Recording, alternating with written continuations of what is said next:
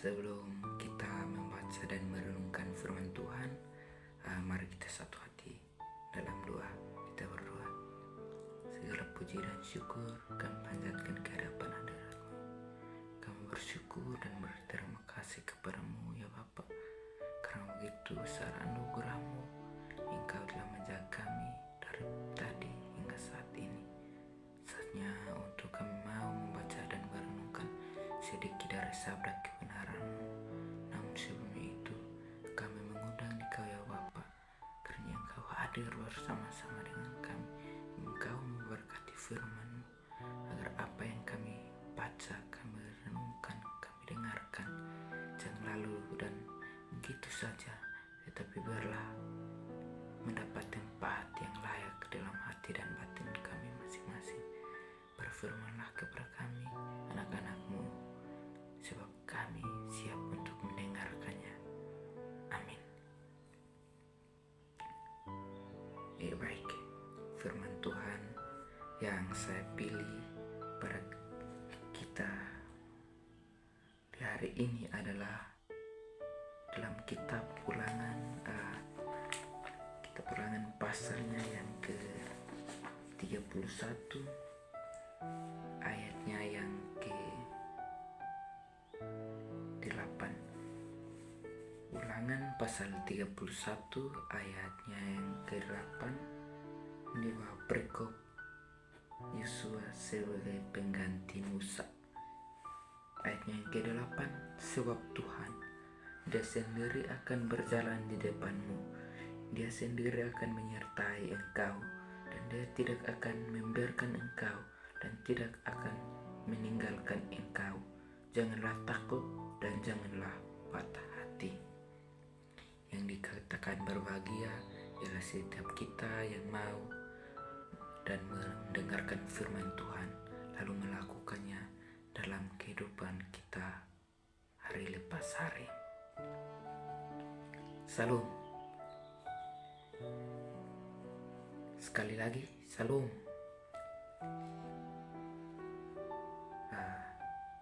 Setelah kita membaca dan mendengarkan firman Tuhan ini yang saya pilih bagi kita pada saat ini,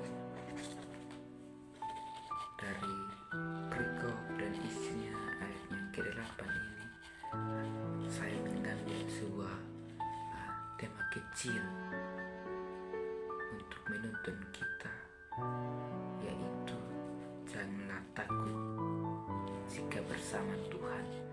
Janganlah takut jika bersama dengan Tuhan.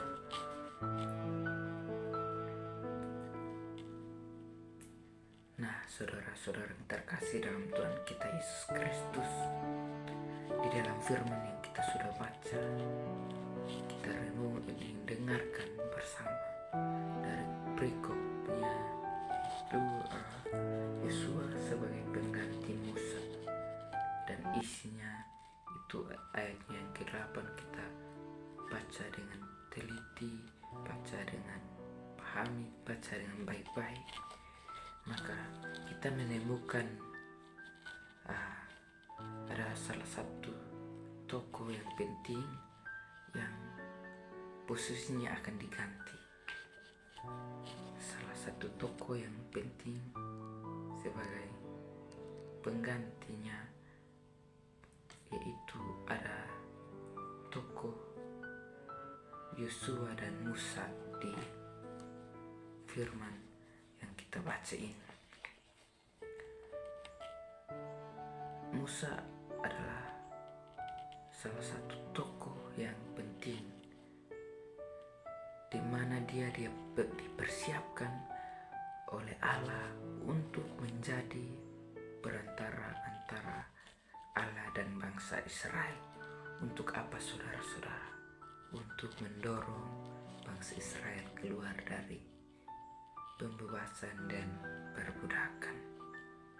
Nah, saudara-saudara yang terkasih dalam Tuhan kita Yesus Kristus, Musa ini adalah salah satu tokoh Alkitab dalam Perjanjian Lama.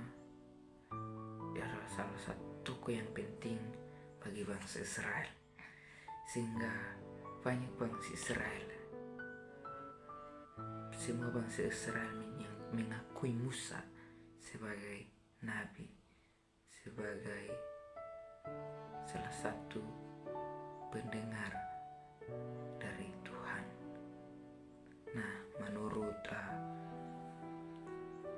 Pengkhotbah pasal 3 ayat 1, dia mengatakan bahwa segala sesuatu yang ada di bawah langit, di kolong langit, ada masanya.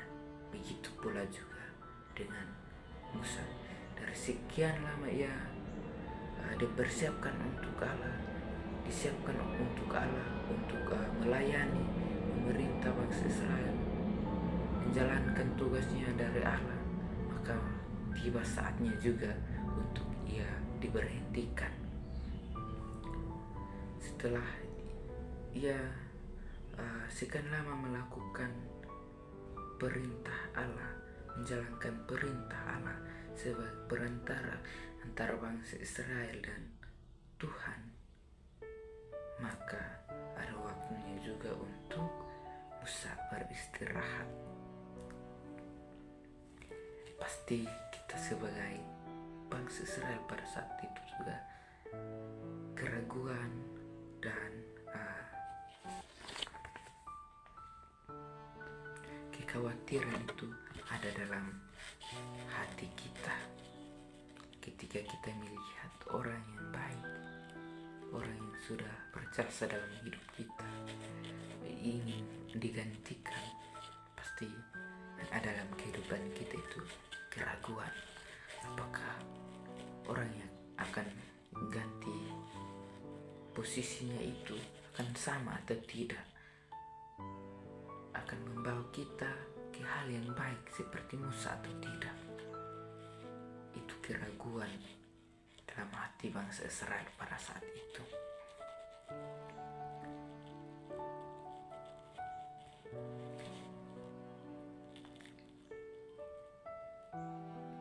Tapi dalam ayatnya yang ke-8 ini, saudara-saudara yang terkasih dalam Tuhan kita Yesus Kristus, ketika kita membacanya, maka ada satu jaminan keselamatan dari Tuhan, di mana Tuhan sendiri berjanji di ayatnya yang ke-8 ini. Dia berjanji bahwa sebab Tuhan sendiri akan berjalan di depanmu, Dia sendiri akan menyertai engkau, Dia tidak akan membiarkan engkau dan tidak akan meninggalkan engkau. Janganlah takut dan janganlah patah hati. Ini janji Tuhan bagi bangsa Israel pada saat itu, di mana janji itu jelas dan menjadi landasan yang kokoh bagi umat Israel, terutama bagi kita semua juga, bagi yang dikatakan pengikut dan umat yang percaya kepadanya. Saudara-saudara yang terkasih dalam Tuhan kita Yesus Kristus, tema renungan kita ini adalah jangan takut jika bersama Tuhan. Jangan takut jika bersama Tuhan. Tema ini mengajarkan kepada kita bagaimana kita sebagai manusia jangan pernah takut dalam menjalani kehidupan kita. Di dalam menjalani kehidupan kita, meskipun banyak tantangan, banyak kerintangan yang kita hadapi, pasti silih berganti, tapi kita harus percaya karena Tuhan sendiri tidak akan membiarkan kita, tidak akan meninggalkan kita. Sesuai tema yang saya pilih, janganlah takut, janganlah takut jika bersama Tuhan. Dan di ayatnya yang ini, janjinya adalah jangan patah hati, jangan takut, jangan patah hati. Apapun tantangan dalam kehidupan kita, masalah dalam kehidupan kita jangan pernah takut. Karena apa? Karena janji Tuhan sudah ada untuk bangsa Israel dan untuk kita semua pada saat ini, asalkan satu, kita percaya dan setia kepada Allah. Sebagai manusia, sebagai orang yang berdosa,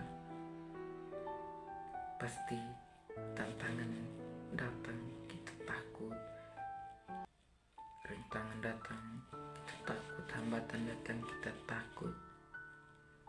Semua yang kita alami dalam kehidupan kita sebagai orang yang lemah pasti merasa takut dalam menjalani kehidupan kita.